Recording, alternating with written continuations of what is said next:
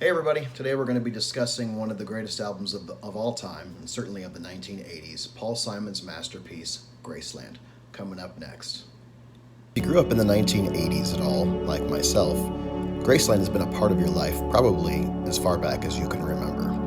It was embedded into our parents' soundtracks, came out when most of them were either on the verge of or heading right into middle age, and the album speaks to that period of life, as Paul Simon, its creator, of course, and author of the album, was in his own midlife crisis when he found the roots of the album that would take hold in South Africa.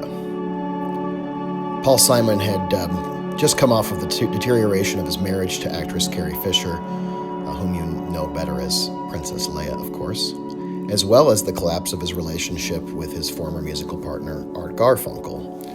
His most recent record, Hearts and Bones in 1983, was a commercial failure, and Paul Simon found himself depressed. He didn't know what direction to take his music or his career. In 1984, he had agreed to produce a record by an artist named Heidi Berg, and she had played in the house band for Saturday Night Live, where Paul Simon had a great working relationship with Lorne Michaels, of course. And she had found something called Mbakanga street music from Soweto, Black Township in Johannesburg, and Paul Simon was taken with the sound of this music. It reminded him of American rock and roll rhythm and blues of the 1950s, music upon which Paul Simon had grown up before his own career, and he was taken with the entire spirit and attitude of this music. And next thing you know, after participating in the We Are the World recording, Paul Simon headed to South Africa and tried to figure out what he was going to do with his life and his career. Now, heading to South Africa to record music in the mid-1980s as a white man, a white American man, very controversial at the time due to the situation in South Africa, particularly speaking of apartheid. This is before Nelson Mandela had been released from prison, and this is before the ending of apartheid. Some would argue it was exploitation. Some would argue that the opposite, that Paul Simon helped bring about the end of apartheid in his own small way. My argument is that it transcends politics. It transcends race. It transcends nationality. It transcends all of that. It sounds equal parts South African and American. It sounds like Johannesburg, and it most definitely sounds like Paul Simon's home of New York City. Graceland is a record that covers so much ground with such simplicity, even though it was very complicated putting it together. For me, it's a personal, emotional record. It's one of my ex-wife's very favorite records and her mother's very favorite records. And with last year's divorce, just to tell it like it is, it's a record that hits me in a certain spot in my heart that hurts a little bit. It's always been one that sounds bittersweet. You take the opening track, The Boy in the Bubble. You have minor key verses with lyrics about destitution, lyrics about desperation, lyrics about the troubles of South Africa, without being direct about them. Paul Simon was not out to make a political statement, but he did address them, because how could he record there and it not seep into the music? But then you hit the chorus of The Boy in the Bubble, the opening track on the record, and all of a sudden he says, "These are the days of miracle and wonder." This sums up what this album is about. It is equal parts pain and joy. It's equal parts desperation and hope. And this is why so many gravitate toward it. And this is why it made sense so much for the baby boomers who were entering middle age or in the middle of middle age in 1986 when it was released. And it was one of those records that was the perfect timing. Many records that are the most successful of all time, such as Graceland, just happened to be lucky. Right place, right time, came out in just the right way to resonate with culture. It's a universal record because of that. And as Paul Simon says, hope and dread, that's the way I see the world, a balance between the two, but coming down on the side of hope. And I think that's why this record resonates so much with people. It is the hope and it is the dread. It is an honest record. It is naked. It is vulnerable. It is real. The African musicians who contributed to the record play a big part of that. The opening sound on the record is an accordion. Of course, not played by Paul Simon. Many of the distinctive moments in the record are played by South African musicians. Any pieces of that resonate come from the earnestness of Paul's lyrics and songwriting and the key changes and chords, but in equal parts to the nature of these musicians who were local to that area, East and West meeting in the middle and creating something absolutely unique. The song Graceland, Paul Simon referred to it in the episode, the Classic Albums episode about this record, as the greatest thing he's ever done, and it is difficult to argue with that. It's one that maybe upon first listen doesn't hit you over the head. It's not as catchy as You Can Call Me Al or Me and Julio Down by the Schoolyard. It's not quite as aching upon first listen as something like The Boxer, something like Bridge Over Troubled Water. Instead, it's a subtle but beautiful piece about what it means to be a father, about what it means to travel the world, about what it means to be redeemed, as he says, what it means to be saved. And this was perhaps spiritual nature, perhaps it was more meditative, but either way, it's very difficult to listen to Graceland, the song, and not connect emotionally to what Paul Simon is singing about. If you've had a child with someone with whom you're no longer married or dating or seeing, it resonates on a deeper level. My traveling companion is 9 years old. He is the child of my first marriage, but I have reason to believe we both will be received in Graceland. Even more so, to the point, is the verse that comes directly after, which Carrie Fisher confirmed at one point she believes was definitely referring to her. And this is the one where the ache in your heart grows exponentially. She comes back to tell me she's gone, as if I didn't know that, as if I didn't know my own bed, as if I'd never noticed the way she brushed her hair from her forehead. And then the part that I cannot listen to without feeling deep sadness and a little bit of hope that sprung from the aftermath of my own marriage's collapse. That is, she said, losing love is like a window in your heart. Everybody sees you're blown apart. Everybody sees the wind blow. If you watch the Classic Albums episode, I'll try to find it and see if I can put it in the description, a link to it. You might have to pay for it, I'm not sure. But if you watch that episode, Paul Simon talks about how he drops Memphis, Tennessee after saying, I'm going to Graceland in the chorus. He drops it later in the song as it goes on, because he starts talking about going to see Elvis and going on a pilgrimage, of course, a rock and roll pilgrimage, and it becomes more of a spiritual pilgrimage. It becomes more about finding redemption, finding purpose, finding joy, finding life. And so Graceland in Memphis, Tennessee just becomes Graceland. I'm not sure if he means the afterlife, or if I believe he means more something here on planet Earth. And this is once again why it resonates. Musically, it's beautiful. And this is once again why it doesn't stand out as readily as some of his classic recordings or upon first listening. It takes time to grow on you.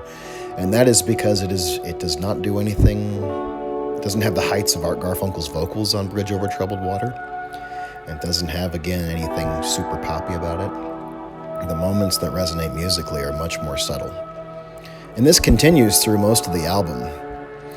The vocals on Diamonds on the Soles of Her Shoes, especially the ones done by the South African artists on the intro, these are vocals that will haunt me forever. Ladysmith Black Mambazo did the vocals on this one, and it's absolutely gorgeous. It's another song that, if you've had any relationship that's deteriorated, you feel it with every sense of your being.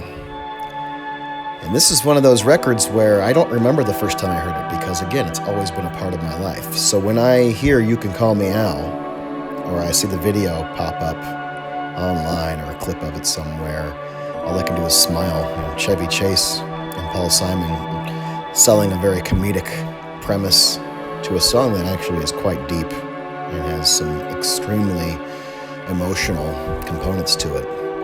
It will always make me smile. It's a classic. This summer I was with some friends and my girlfriend. We were at Cedar Point in Sandusky, Ohio, and we were waiting in line for Blue Streak, the classic 1964 wooden roller coaster. and You Can Call Me Al was playing.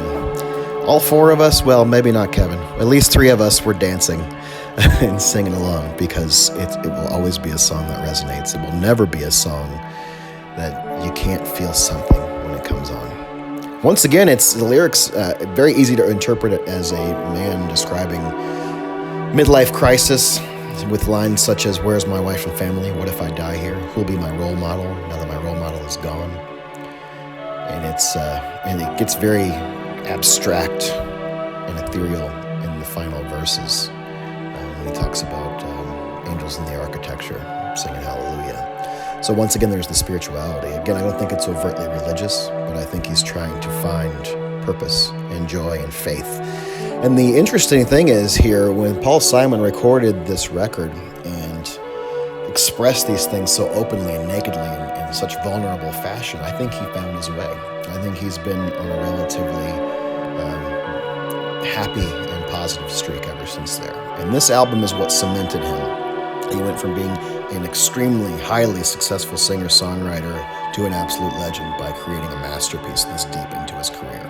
You have to remember, he's recording these tracks over 20 years after the start of his career, when he did Songbook by himself, and then of course once he started Simon & Garfunkel with Art. So this album was crucial in becoming what it was. It won Album of the Year and at the Grammys, and it still is one of the greatest selling records of all time.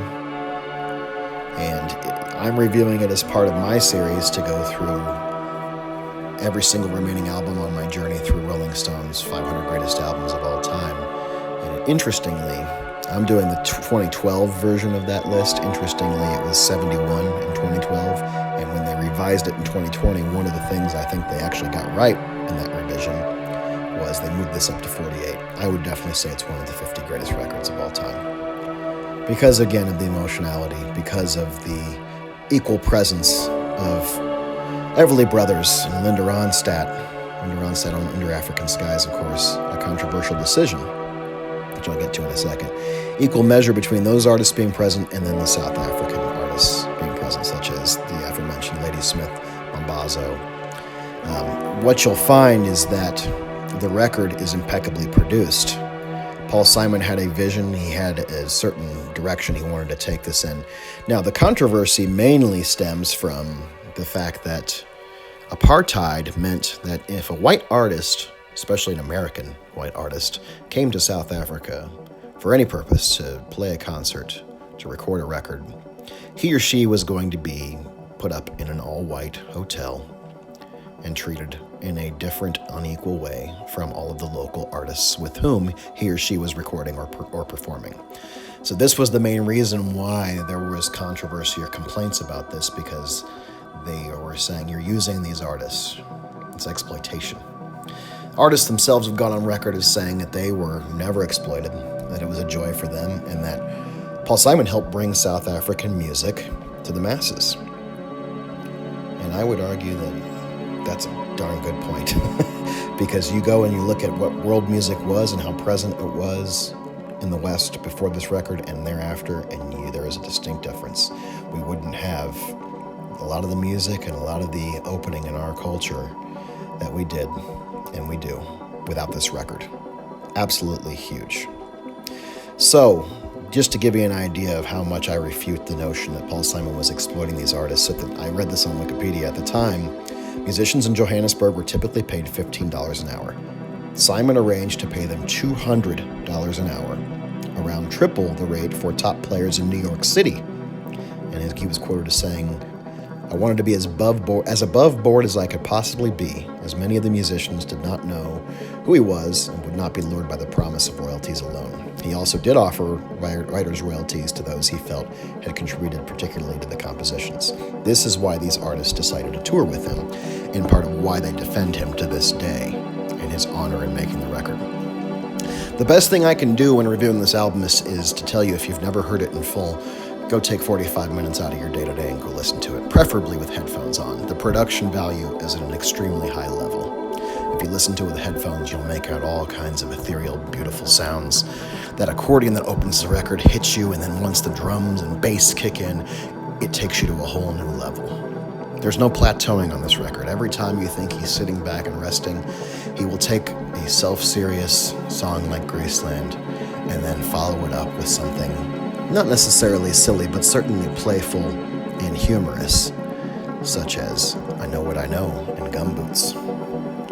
You Can Call Me Al is immediately followed by Under African Skies, and then perhaps the greatest moment of the record, not my personal favorite, that would be Graceland, the title track, but Homeless. This is an a cappella track, and this is one that Paul Simon doesn't even sing on until the final minute of the song.